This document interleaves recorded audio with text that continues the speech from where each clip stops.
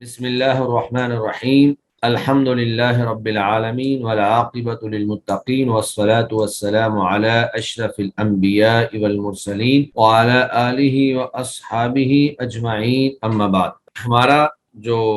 سبق ہے وہ قضائے حاجت کے آداب، قضائے حاجت کے آداب ہم پڑھ رہے تھے اور حدیث نمبر 96 تک ہم نے پڑھ لیا تھا۔ آج ہم انشاءاللہ 97 سے آگے پڑھیں گے۔ قضائے حاجت کے جو آداب ہیں ان میں سے ایک ادب یہ بھی ہے کہ انسان اپنے سطر کو چھپا کر رکھے۔ قضائے حاجت کے وقت انسان اپنے سطر کو چھپا کر رکھے تاکہ کوئی شخص جو ہے وہ اس کا سطر نہ دیکھ سکے۔ تو سیدہ عائشہ رضی اللہ تعالی عنہا سے روایت ہے، قالت، انہوں نے کہا، ان النبی صلی اللہ علیہ وسلم قال، بے شک نبی کریم صلی اللہ علیہ وسلم نے فرمایا، من اتى الغائط، جو شخص قضائے حاجت کے لیے آئے، فلیستتر، اسے چاہیے کہ وہ با پردہ ہو کر بیٹھے، وہ اپنے سطر کو چھپا کر بیٹھے۔ رواہ ابو داود، اس حدیث کو امام ابو داود نے روایت کیا ہے۔ تو پردہ پوشی جو ہے اس کے بارے میں ہم پہلے بھی ایک دو احادیث جو ہیں وہ پڑھ چکے ہیں، اور یہ حدیث بھی پردہ پوشی کے حوالے سے ہے کہ جب آپ نے قضائے حاجت کے لیے بیٹھنا ہے تو پردہ پوشی کر کے کسی اوٹ، اگر تو واش روم میں ہے، چار دیواری میں ہے، تو وہاں تو پردہ پوشی ہو جاتی ہے، خود بخود ہی موجود ہوتا ہے پردہ۔ لیکن اگر آپ باہر جنگل کے اندر یا کھلے میدان میں قضائے حاجت کے لیے جاتے ہیں تو پھر آپ کو کوئی ایسی جگہ تلاش کرنی چاہیے جہاں سے لوگوں کی نظر نہ پڑ سکے، کسی درخت کی اوٹ میں یا کسی ٹیلے کی اوٹ میں یا کسی ایسی جگہ پر جہاں سے کوئی آپ کو دیکھ نہ سکے۔ اس کے بعد اگلی حدیث جو ہے وہ بھی سیدہ عائشہ رضی اللہ تعالی عنہا سے ہی مروی ہے۔ جب قضائے حاجت کے سارے آداب یا اکثر آداب بیان ہو گئے تو آخر میں انسان قضائے حاجت سے فارغ ہوتا ہے یا واش روم سے باہر نکلتا ہے۔ تو جس طرح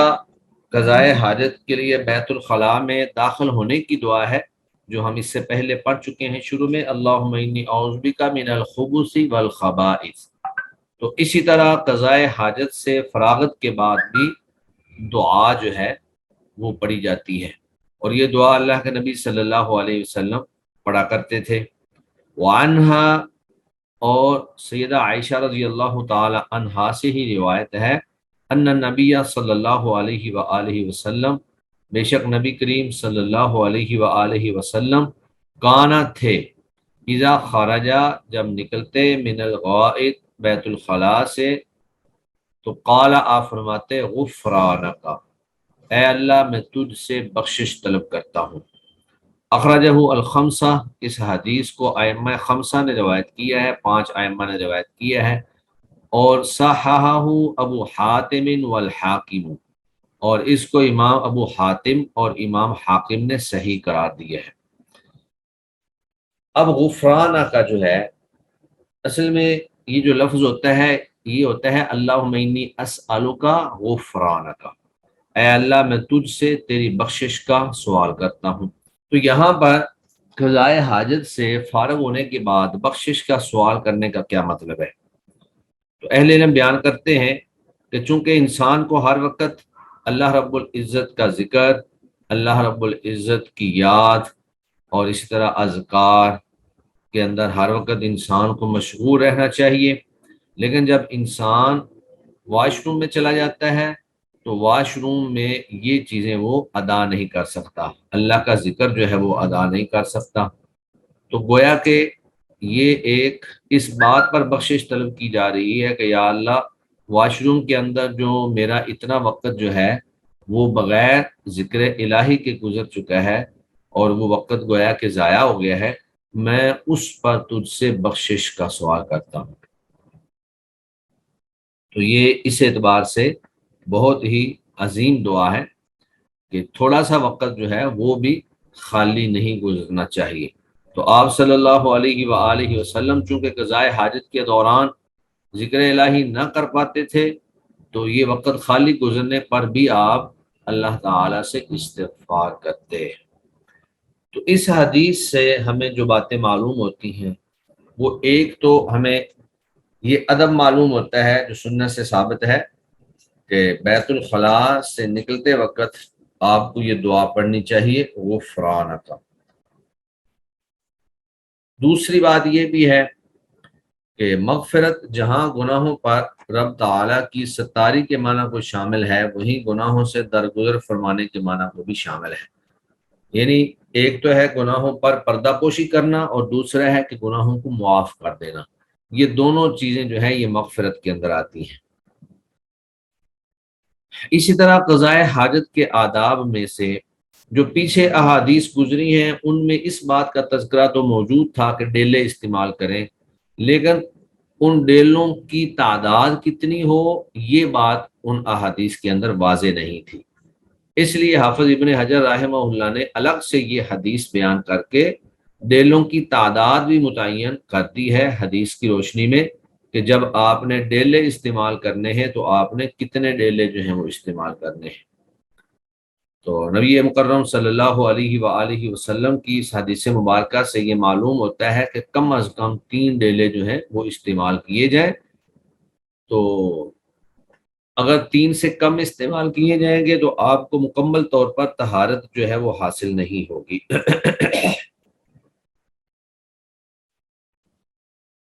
وعن ابن مسعود، سیدنا عبداللہ بن مسعود رضی اللہ تعالی عنہ سے روایت ہے۔ تو یہ عبداللہ بن مسعود، ان کا نام تھا عبداللہ ابن مسعود، حضرت مسعود کے بیٹے تھے عبداللہ بن مسعود۔ آپ بزرگ اور نہایت ہی عقل مند اور دانش مند فقہا صحابہ کرام میں شمار ہوتے تھے۔ آپ غزوہ بدر اور دیگر معرکوں میں بھی شریک ہوئے، رسول اللہ کے خادم بھی تھے، سفر و حضر کے ساتھی تھے۔ انہیں رسول اللہ کا تقرب حاصل تھا۔ تو آپ جو ہے مدینہ منورہ میں 32 ہجری میں فوت ہوئے۔ اس وقت آپ کی عمر تقریباً 60 برس تھی۔ تو حضرت عبداللہ بن مسعود جو ہیں ان سے روایت ہے، قال، وہ فرماتے ہیں، اتن نبی صلی اللہ علیہ وسلم، آئے نبی کریم صلی اللہ علیہ وآلہ وسلم، الغائط، قضاء حاجت کے لیے، رسول اللہ قضاء حاجت کے لیے آئے۔ فامرنی، تو آپ نے مجھے حکم دیا، ان آتیہ، کہ میں آپ کے پاس لے کر آؤں، بثلاثت احجار، 3 پتھر، 3 ڈیلے میں آپ کے پاس لے کر آؤں۔ فوجدت حجرین، تو میں نے 2 پتھر پا لیے، مجھے 2 پتھر جو ہیں وہ مل گئے۔ ولم اجد الثالثہ، جبکہ تیسرا ڈیلا یا پتھر مجھے نہ ملا۔ فاتیتہ بروثۃ، تو میں آپ کے پاس لید لے آیا، خشک لید لے آیا۔ فاخذہما، تو آپ نے ان دونوں ڈیلوں کو پکڑ لیا، والقى الروثۃ، اور اس لید کو پھینک دیا۔ وقال، اور فرمایا، ھذا رجس، یہ رجس ہے، یا آپ نے کہا ھذا رکس، یہ رکس ہے۔ تو رجس اور رکس، ان دونوں کا معنی جو ہے وہ ناپاک۔ تو دراصل وہ جو لید تھی وہ کسی حرام جانور کی تھی، جیسے گدھے کی لید تھی۔ تو جو گدھا چونکہ خود حرام ہے، اس لیے اس کی لید جو ہے وہ بھی پاک نہیں کر سکتی، پاک نہیں ہے۔ اخرجہ البخاری، اس حدیث کو امام بخاری نے روایت کیا ہے۔ وزاد احمد والدارقطنی، اور امام احمد اور امام دارقطنی نے اس میں یہ زیادتی کی ہے کہ آپ نے ان سے فرمایا، ائتنی بغیرہا، میرے پاس اس کے علاوہ تیسرا ڈیلا لے کر آؤ، یعنی یہ لید پھینک دو، اس کی جگہ پر پتھر اور ڈیلا جو ہے وہ میرے پاس لے کر آؤ۔ تو اس حدیث سے یہ بات معلوم ہوتی ہے کہ جب بھی آپ نے ڈیلے استعمال کرنے ہیں، پتھر استعمال کرنے ہیں، تو پتھروں کی تعداد کم از کم 3 ہونی چاہیے، اور اس سے کم جو ہے تعداد نہیں ہونی چاہیے۔ اس حدیث میں بہت سارے فوائد جو ہیں وہ حاصل ہوتے ہیں، ملتے ہیں۔ ان میں سے پہلا فائدہ تو یہ ہے کہ سیدنا عبداللہ بن مسعود رضی اللہ تعالی عنہ، آپ بھی آپ صلی اللہ علیہ وسلم کے خدام میں شامل تھے، خادمان رسالت میں آپ بھی شامل تھے، اور جو آپ کے لیے بے حد فضیلت اور سعادت کی بات ہے۔ دوسری بات یہ ہے کہ آزاد لوگوں سے خدمت لینا جائز ہے، اور ان سے ایسا سوال مذموم سوال میں داخل نہیں، یعنی اس طرح کی خدمت جو ہے وہ آزاد لوگوں سے بھی دی جا سکتی ہے، ضروری نہیں ہے کہ آپ خادموں سے ہی خدمت لیں۔ تیسری بات یہ ہے کہ طہارت کے مسائل میں کسی غیر سے دوسرے بندے سے مدد لینا جو ہے یہ جائز ہے۔ اور چوتھی بات ہمیں یہاں سے یہ معلوم ہوتی ہے کہ اگر قیاس جو ہے وہ نص کے خلاف ہو تو وہ باطل ہے، اس کو تسلیم نہیں کیا جائے گا، کیونکہ حضرت عبداللہ بن مسعود نے ڈیلوں پر قیاس کرتے ہوئے سوکھی لید جو ہے وہ اٹھا لی تھی، لیکن آپ صلی اللہ علیہ وسلم نے اس کو رد فرما دیا، اور بلکہ اس کی تردید فرمائی کہ یہ نجس ہے، یہ استعمال نہیں ہو سکتی۔ اور پانچویں چیز یہ ہے کہ کم از کم 3 ڈیلے جو ہیں وہ استعمال کیے جائیں گے۔ اور چھٹی چیز جو ہمیں معلوم ہوتی ہے وہ یہ ہے کہ ڈیلوں کے استعمال سے بھی نجاست جو ہے وہ زائل ہو جاتی ہے، اگر بعد میں پانی استعمال نہ بھی کیا جائے تو آپ انشاءاللہ پاک ہیں، لیکن اگر پانی استعمال کر لیں تو طہارت جو ہے وہ مکمل ہو جاتی ہے۔ لیکن اگر ڈیلے استعمال کرنے کے بعد پسینہ آ جائے اور وہ پسینہ جو ہے اس سے وہ ڈیلوں کی جو مٹی ہے وہ کپڑوں کو لگنا شروع ہو جائے، تو راج قول کے مطابق جو ہے جب طہارت ہو گئی تو اس مٹی سے آپ ناپاک نہیں ہوں گے، اور آپ کے کپڑے بھی ناپاک نہیں ہوں گے، کیونکہ جب ایک دفعہ آپ پاک ہو چکے ہیں اور وہ مٹی پاک ہے، اب وہ جسم پہ آگے پیچھے لگ رہی ہے یا کپڑوں کو لگ رہی ہے تو اس مٹی سے ناپاکی نہیں ہوگی۔ اس سے یہ بات بھی معلوم ہوئی کہ وہ جانور جو غیر معقول اللحم ہے، یعنی جن کا گوشت کھانا حرام ہے، جیسے گدھا ہے، تو ان کی لید اور ان کا گوبر اور ان کا پیشاب وہ نجس ہے۔ ہاں البتہ وہ جانور جن کا گوشت کھانا حلال ہے، جیسے بکری ہے، بھیڑ ہے، گائے ہے، اونٹ ہے، تو ان کا جو گوبر ہے یا ان کا جو پیشاب ہے وہ ناپاک نہیں ہے، وہ بھی انہی جانوروں کے حکم میں وہ پاک ہے۔ اگر کسی کے جسم کو لگ جاتا ہے، کپڑوں کو لگ جاتا ہے، تو انشاءاللہ اس کی نماز ہو جائے گی، وہ ناپاک نہیں ہوں گے۔ تو لید اور ہڈی، ان کے استعمال، لید کے استعمال نہ ہونے کی ایک وجہ تو یہ ہے کہ یہ نجس ہے۔ اب جو معقول اللحم جانور ہیں ان کی لید تو اگرچہ نجس نہیں ہے، لیکن وہ بھی استعمال نہیں کی جا سکتی، اس سے بھی اللہ کے نبی نے منع فرمایا ہے، اور اس کی ایک وجہ اور بیان فرمائی۔ سیدنا ابو ہریرہ رضی اللہ تعالی عنہ کی ایک روایت ہے کہ رسول اللہ صلی اللہ علیہ وآلہ وسلم سے انہوں نے پوچھا کہ یا رسول اللہ، آپ جو ہیں وہ ہڈی اور گوبر سے استنجا نہ کرنے کا حکم دیتے ہیں، تو اس کی وجہ کیا ہے؟ تو آپ صلی اللہ علیہ وسلم نے فرمایا کہ نصیبین ایک علاقہ ہے، وہاں کے جنوں کا ایک وفد جو ہے وہ میرے پاس آیا، اور انہوں نے مجھ سے خوراک کے بارے میں سوال کیا، تو اللہ رب العزت سے میں نے دعا کی کہ یا اللہ ہڈیوں اور گوبر وغیرہ پر ان کی خوراک کا بندوبست فرما دے، تو اللہ تعالیٰ نے میری دعا کو قبول کر لیا۔ اب جب بھی کوئی ہڈی آپ لوگ پھینکتے ہیں تو اللہ تعالیٰ اس کے اوپر غیر مری ایسی خوراک پیدا کر دیتا ہے جو ہمیں اگرچہ نظر نہیں آتی، لیکن وہ جنوں کی خوراک ہوتی ہے، تو جن جو ہیں وہ چیز کھاتے ہیں، لہٰذا آپ صلی اللہ علیہ وسلم نے فرمایا کہ تم ہڈی، بے شک وہ معقول اللحم جانور کی ہڈی ہو، آپ ہڈی اور لید یا گوبر کے ساتھ استنجا نہ کریں، اور جنوں کی خوراک کو خراب نہ کریں۔ تو بہرحال دونوں وجوہی ہو سکتی ہیں، جو غیر معقول اللحم جانور ہیں ان کا گوبر یا ہڈی وہ تو ویسے ہی نجس ہے، اور جو معقول اللحم ہیں ان کا اگرچہ نجس نہیں ہے، لیکن جنوں کی خوراک کے حوالے سے آپ صلی اللہ علیہ وسلم نے ان چیزوں کو استعمال کرنے سے منع فرمایا۔ تو پچھلی روایت جو ہے اس کے اندر تو صرف پچھلی روایت میں صرف ڈیلوں کے استعمال کا تذکرہ تھا، اور ذیل میں جو ہے وہ ایک لید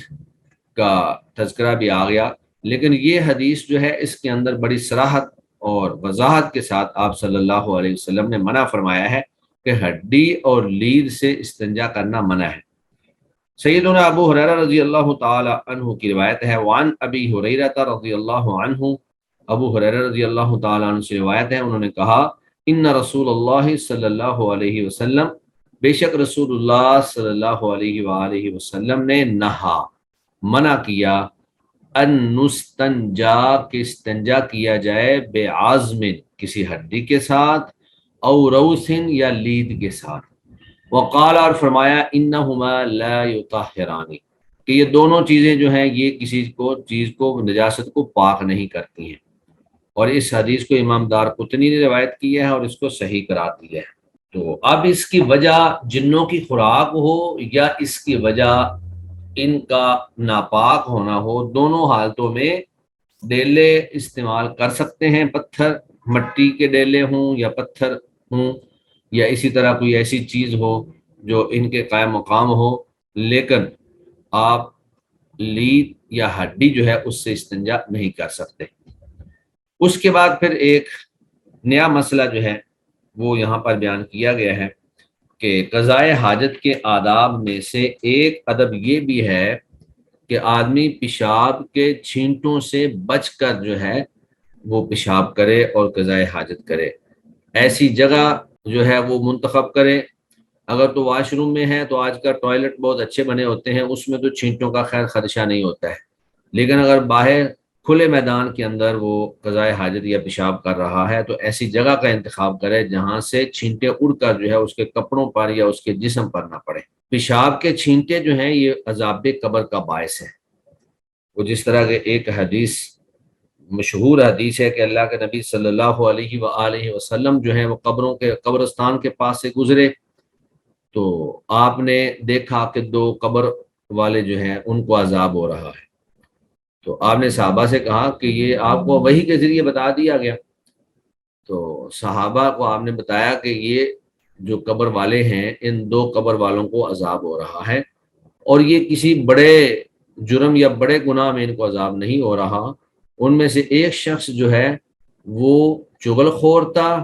اور دوسرا شخص جو ہے وہ پیشاب سے احتیاط نہیں کرتا تھا، تو اس وجہ سے ان کو عذاب ہو رہا ہے۔ کیونکہ پیشاب کے چھینٹے جب جسم پر لگ جائیں تو جسم ناپاک ہو جاتا ہے، کپڑوں پر لگ جائیں تو کپڑے ناپاک ہو جاتے ہیں، اور پھر آدمی جب نماز پڑھے تو ناپاک کپڑوں اور ناپاک جسم کے ساتھ آدمی کی نماز ہی نہیں ہوتی ہے، تو اس طرح گویا کہ ایک شخص جو ہے وہ ناپاکی کی حالت میں ہے اور پھر اس کی کوئی نماز بھی نہیں ہے۔ تو سیدنا ابو ہریرہ رضی اللہ تعالی عنہ سے روایت ہے، انہوں نے کہا رسول اللہ صلی اللہ علیہ وآلہ وسلم نے فرمایا استنزہو تم بچو، استنزہو تم بچو، من البولی پیشاب سے بچو، فإن عامت عذاب القبر بے شک زیادہ تر عذاب قبر جو ہے منہ وہ اس سے ہے۔ تو گویا کہ عذاب قبر کا ایک بڑا باعث جو ہے وہ پیشاب کے چھینٹوں سے نہ بچنا ہے، تو پیشاب کے چھینٹوں سے احتیاط کرنی چاہیے، آدمی کو اپنے آپ کو بچا کر سمیٹ کر جو ہے بیٹھنا چاہیے تاکہ آپ کے جسم پر یا آپ کے کپڑوں پر وہ چھینٹے نہ پڑ سکیں۔ رواہ الدارقطنی، اس حدیث کو امام دارقطنی نے روایت کیا ہے، وللحاکمی، اور حاکم کی روایت میں یہ الفاظ بھی ہیں کہ اکثر عذاب القبر، اکثر عذاب قبر جو ہے وہ من البولی پیشاب کی وجہ سے ہوتا ہے کہ لوگ جو ہیں وہ پیشاب سے احتیاط نہیں کرتے۔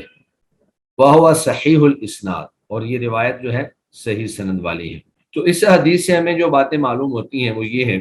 کہ پیشاب کے چھینٹوں سے بچنا واجب ہے، اور اس میں معمولی چھینٹیں بھی معاف نہیں، تو گویا کہ اگر کوئی شخص پیشاب کے چھینٹوں سے احتیاط نہیں کرتا ہے تو وہ کبیرہ گناہ کا مرتکب ہے، کیونکہ اس پر بڑی سخت وعید وارد ہوئی ہے، اور ہر وہ عمل جس پر سخت وعید ہو وہ کبیرہ گناہوں میں شامل ہوتا ہے۔ ہاں البتہ اس میں سے وہ شخص معذور ہے جس کو پیشاب کی بیماری لگی ہوئی ہو، جس کو سلسلۃ البول کہتے ہیں، کہ بعض لوگوں کا مثانہ جو ہے وہ کمزور پڑ جاتا ہے وہ پیشاب کو کنٹرول نہیں کر پاتا تو ان کی بس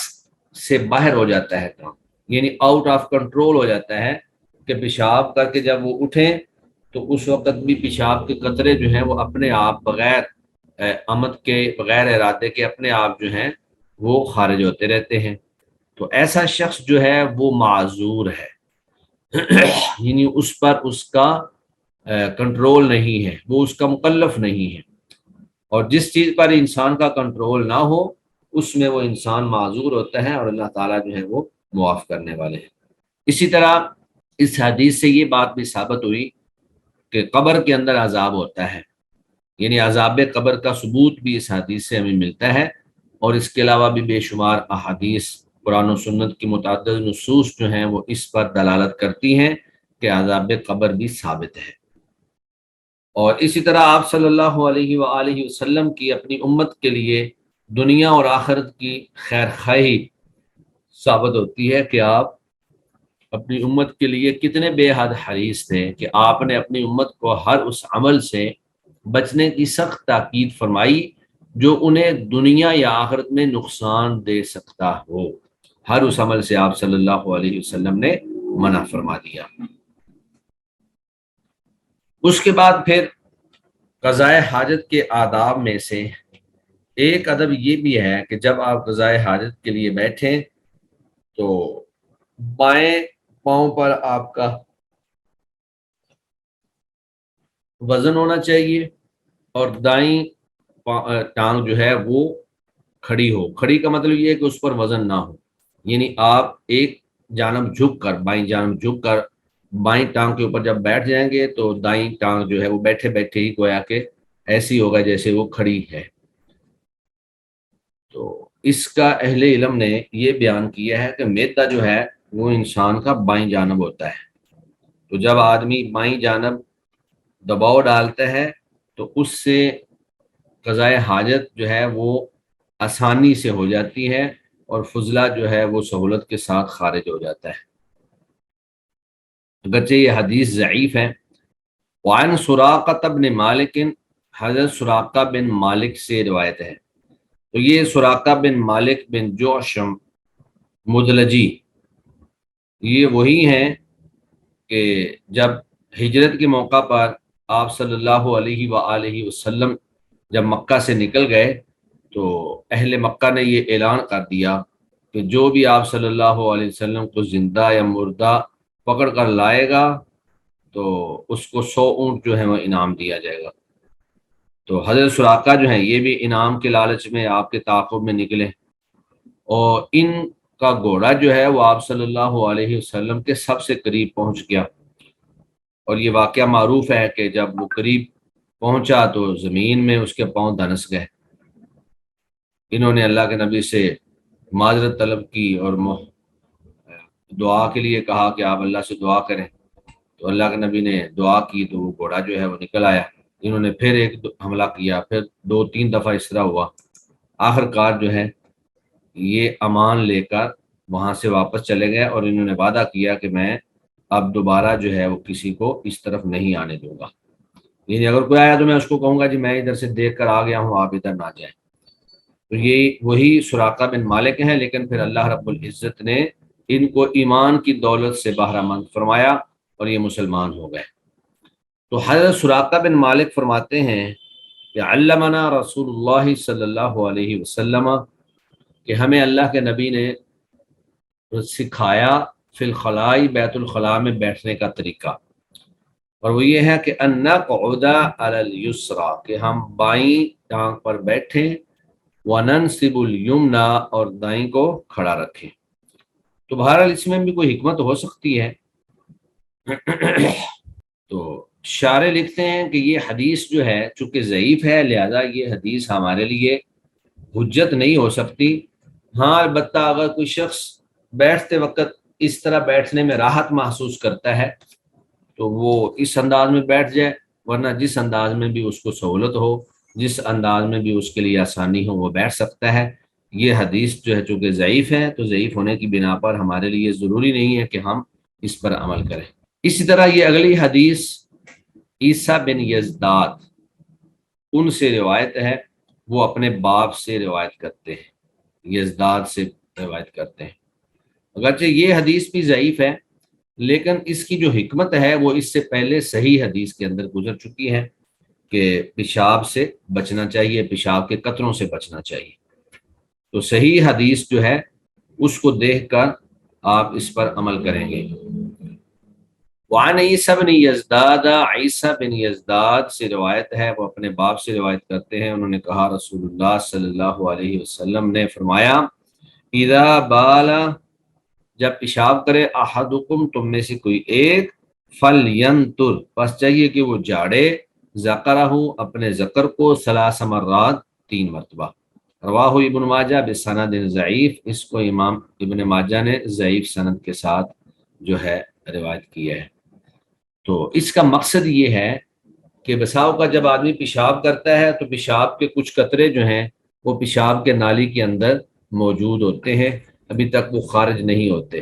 اور پھر جب آدمی اٹھ جاتا ہے تو وہ قطرے پھر نکلتے ہیں اور کپڑوں پہ لگ جاتے ہیں یا جسم پر لگ جاتے ہیں، جس سے کپڑے یا جسم جو ہے وہ ناپاک ہو جاتا ہے۔ تو پیشاب کے قطروں سے بچنے کے حوالے سے ہم پڑھ چکے ہیں کہ اس کی بڑی سخت وعید ہے کہ جو پیشاب کے قطروں سے بچنے کی احتیاط نہیں کرتا۔ تو اس حدیث کو سامنے رکھ کر اس حدیث پر عمل کیا جا سکتا ہے کہ پیشاب کرتے وقت اپنے ذکر کو 3 دفعہ جو ہے جھاڑ دیا جائے، تاکہ پیشاب کا وہ قطرہ جو ابھی تک ذکر کی نالی میں اندر ہی موجود ہے اور جو اٹھنے پر خارج ہوگا اور کپڑوں کو ناپاک کرے گا، وہ اسی وقت ہی جو ہے وہ خارج ہو جائے اور مکمل طور پر طہارت حاصل ہو جائے، تاکہ بعد میں کپڑے جو ہیں وہ خراب نہ ہوں۔ اس کے بعد قضاء حاجت کے آداب میں سے ایک ادب یہ بھی ہے، چونکہ اس زمانے میں پانی بہت کم ہوتا تھا اور زیادہ تر لوگ جو ہیں وہ ڈیلوں کے ساتھ اور پتھروں کے ساتھ ہی استنجا کیا کرتے تھے، طہارت جو ہے وہ حاصل کیا کرتے تھے۔ آج تو الحمدللہ اللہ رب العزت کے انعام اور نعمت سے پانی بکثرت مل ہی جاتا ہے، سوائے چند علاقوں کے، جیسے آج کل چولستان میں ہے، یا آدمی سفر میں ہو، ایسے سفر پہ ہو کہ جہاں پر پانی جو ہے وہ دستیاب نہ ہو، تو مطلب کہ بہت قلیل الا ماشاء اللہ چند مستثنا صورتیں ہی ہیں، لیکن عموماً پانی جو ہے وہ دستیاب ہو جاتا ہے۔ تو اس دور میں بھی اگر ڈیلے استعمال کرنے کے بعد کوئی پانی استعمال کرتا تھا تو اللہ تعالیٰ کو وہ طہارت پسند تھی۔ تو اہل قباء جو ہیں ان کے بارے میں اللہ نے قرآن مجید میں فرمایا، ان اللہ یحب التوابین ویحب المتطہرین، کہ اللہ تعالیٰ توبہ کرنے والوں کو اور طہارت، اچھی طرح سے طہارت حاصل کرنے والوں کو اللہ جو ہے وہ پسند کرتے ہیں۔ تو اللہ نے گویا کہ اہل قباء کی تعریف کی ہے۔ تو نبی مکرم صلی اللہ علیہ وآلہ وسلم نے اہل قباء سے پوچھا کہ وہ کون سا ایسا عمل ہے جس کی بنیاد پر اللہ نے تمہاری تعریف کی ہے، تو اسی کا تذکرہ جو ہے وہ یہاں پر حضرت عبداللہ بن عباس کی روایت میں موجود ہے۔ وعن ابن عباس، سیدنا عبداللہ بن عباس سے روایت ہے، ان النبی صلی اللہ علیہ وسلم، بے شک نبی کریم صلی اللہ علیہ وسلم نے سوال کیا اہل قباء، اہل قباء سے، کہ ان اللہ، بے شک اللہ تعالی، یثنی علیکم، تمہاری تعریف کرتے ہیں۔ فقالوا، تو انہوں نے آگے سے کہا کہ انا، بے شک ہم، نتبعو، پیچھے لگاتے ہیں، الحجارۃ، پتھروں کے، ڈیلوں کے، الماء، پانی کو، یعنی ڈیلے استعمال کرنے کے بعد ہم پانی بھی استعمال کرتے ہیں، تو گویا کہ ڈبل طہارت حاصل کرتے ہیں۔ رواہ البزار بسند ضعیف، اس کو امام بزار نے ضعیف سند کے ساتھ بیان کیا ہے۔ وَأَصْلُهُ فِي أَبِي داود والترمذی، اور اس کی اصل روایت جو ہے وہ ابو داود اور ترمذی میں موجود ہے۔ وَصَحَّحَهُ،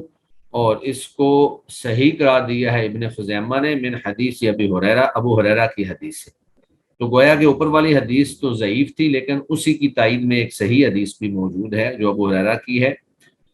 بدون ذکر الحجارہ، لیکن اس میں ڈیلوں کا اور پتھروں کا تذکرہ نہیں ہے۔ یعنی اس میں انہوں نے یہ کہا کہ ہم پانی استعمال کرتے ہیں۔ تو اس حدیث سے ہمیں یہ بات معلوم ہوئی کہ بیک وقت دونوں چیزیں بھی استعمال کرنا جائز ہے، ڈیلے اور پانی دونوں کو جمع کر کے استعمال کیا جا سکتا ہے، یا ان دونوں میں سے کسی ایک پر اکتفا کر لیں تو یہ بھی بہتر ہے، دونوں طرح ہی جائز ہے۔ اور اس حدیث سے یہ بات بھی معلوم ہوئی کہ نبی کریم صلی اللہ علیہ وسلم عالم الغیب نہیں تھے، کیونکہ آپ صلی اللہ علیہ وسلم نے باقاعدہ ان سے جا کر پوچھا کہ کیوں اللہ تعالیٰ نے تمہاری تعریف کی ہے۔ اگر آپ عالم الغیب ہوتے تو آپ کو پہلے ہی پتا ہوتا کہ اللہ تعالیٰ نے اہل قبا کی تعریف کیوں کی ہے۔ بسا اوقات اعلیٰ مرتبے والا جو ہے وہ اپنے سے کم مرتبے والوں سے بھی فائدہ اٹھاتا ہے، جس طرح کہ نبی کریم صلی اللہ علیہ وسلم طہارت کے اس طریقے کو نہ جانتے تھے جو آپ کو اہل قبا سے معلوم ہوا۔ اسی طرح اس سے یہ بات بھی معلوم ہوئی کہ پہلے دن تقوی کی بنیاد پر جو مسجد تعمیر کی گئی وہ مسجد قباء ہے، اور اللہ رب العزت نے اہل قباء کی طہارت کی تعریف کی ہے۔ اسی طرح یہ بات بھی معلوم ہوئی کہ اللہ تعالی ہی کائنات کے ہر فعل کے خالق ہیں، لہذا ان افعال کی اللہ کی طرف نسبت کرنا درست ہے، یعنی یہ تعریف جو ہے اللہ کی طرف اس کی نسبت کی گئی ہے کہ اللہ تعالیٰ نے تمہاری تعریف کی ہے۔ تو یہ وہ آداب ہیں جو قضائے حاجت کے وقت ہمیں ملحوظ خاطر رکھنے ہیں۔ آگے ایک نیا باب شروع ہو رہا ہے، باب الغسلی و حکم الجنوبی، غسل اور جنوبی کے احکام، تو وہ انشاءاللہ ہم اگلے لیکچر کے اندر سٹارٹ کریں گے۔ تو اس باب میں ہم نے جو پڑھا وہ قضائے حاجت کے آداب تھے کہ جب آدمی بیت الخلاء میں جائے تو اس وقت دعا پڑھے، بیت الخلاء سے نکلتے وقت دعا پڑھے، قضائے حاجت کرتے وقت جو ہے وہ اپنے آپ کو اوٹ میں اور کسی پردے میں لے جا کر جو ہے وہ قضائے حاجت کرے۔ پھر اسی طرح وہ جگہیں جہاں پر لوگوں کا آنا جانا ہو، رستہ، سایہ، اسی طرح نہر کا کنارہ، گھاٹ اور دیگر جگہ ایسی جہاں پر لوگوں کا آنا جانا ہے، وہاں پر جو ہے انسان قضائے حاجت نہ کرے تاکہ وہ لوگ آپ کے اوپر لعن طعن نہ کریں۔ اور پھر دیگر جو آداب ہیں وہ ہم نے اس باب کے اندر پڑھے ہیں۔ تو ابھی ہماری یہ میٹنگ ختم ہونے لگی ہے، انشاءاللہ میں دوبارہ لنک بھیجتا ہوں۔ تو جی السلام علیکم ورحمۃ اللہ وبرکاتہ۔ ہمارا لیکچر اور لیسن تو الحمدللہ کمپلیٹ ہو چکا ہے، اگر اسی سے متعلق کسی کے ذہن میں کوئی کویشچن ہے تو آپ لوگ پوچھ سکتے ہیں۔ چلیں جی، ماشاءاللہ لگ ایسی رہا ہے کہ جیسے کویشچن کوئی نہیں ہے، تو اگلا السلام علیکم جی سر۔ یہ پہلا تو یہ سوال تھا کہ جو حدیث آئی تھی جس میں پیشاب کے چھینٹے پہ عذاب ان کو ہو رہا تھا، تو یہ اگر کسی سے چھینٹے آ جاتے ہیں اور وہ اسی وقت دھو دیتا ہے تو پھر کوئی حرج نہیں ہوگا، یا پھر بھی اس کو مطلب نہیں، اگر وہ یہ بھی احتیاط ہے کہ اگر چھینٹے اگر کبھی اتفاقاً پڑ جائیں اور وہ فوراً دھو دے تو پھر تو اس نے اپنے آپ کو پاک کر لیا نا۔ یہاں سے مراد وہ لوگ ہیں جو چھینٹوں کی احتیاط کرتے ہی نہیں، یعنی اس کو اہمیت ہی نہیں دیتے ہیں کہ یہ بھی کوئی چیز ہے، اسی حالت میں اٹھ گئے اور چھینٹوں کے ساتھ ہی پھر چلتے پھرتے رہے۔ ٹھیک ہو گیا۔ جی اور دوسرا یہ کہ جو کچھ واش رومز ہوتے ہیں جو عام طور پہ تو پہلے ویسٹرن ممالک میں تھے لیکن اب یہاں پہ بھی آ گئے ہیں، جس میں پبلک واش رومز جو ہوتے ہیں جس میں وہ دیواروں پہ لگا ہوتا ہے اور وہ پارٹیشن کی ہوتی ہے، مالز وغیرہ میں اور اسٹیشنز وغیرہ میں پائے جاتے ہیں، تو ان میں بھی تو کرنا ناجائز ہے نا؟ ان سے بچنا ہی ضرور بہتر ہے، کیونکہ ان کے اندر وہ احتیاط نہیں ہو سکتی جو کہ ہونی چاہیے، لیکن اگر کہیں مجبوری میں ان کو استعمال کرنا پڑ جائے تو پھر چھینٹوں کو اور اسی طرح کر کے پیشاب کو بڑی احتیاط کے ساتھ اس انداز میں آپ استعمال کریں کہ آپ کے جسم پہ یا آپ کے کپڑوں پہ جو ہے نا کوئی چھینٹا نہ باقی بچے، ٹیشو وغیرہ استعمال کر لیں یا جیسے بھی ہیں۔ ٹھیک ہو گیا۔ ہاں جی، اصل چیز یہ ہے، اصل حکم یہ ہے کہ آپ نے چھینٹوں سے اپنے آپ کو بچانا ہے، پیشاب سے اپنے آپ کو بچانا ہے۔ اب وہ آپ کیسے بچاتے ہیں وہ آپ خود ماحول کو دیکھ کر، حالات و واقعات جگہ کو دیکھ کر آپ فیصلہ کر سکتے ہیں کہ میں کیسے اپنے آپ کو بچا سکتا ہوں۔ جی، اور آخری سوال یہ تھا کہ یہ لیڈ کیا چیز ہوتی ہے؟ لیڈ نہیں، لید، لین؟ لید، لید، یہ آپ نے اچھا، لیڈ۔ گدھا جو ہے، گدھا جو گوبر کرتا ہے اس کو لید کہتے ہیں، لیڈنوں کی شکل میں وہ جو ہے اپنا فضلہ خارج کرتا ہے۔ آپ نے دیکھا ہے گدھے کو فضلہ خارج کرتے ہوئے؟ نہیں۔ بھینس جو ہوتی ہے اس کا گوبر اور انداز کا ہوتا ہے، گھوڑے کا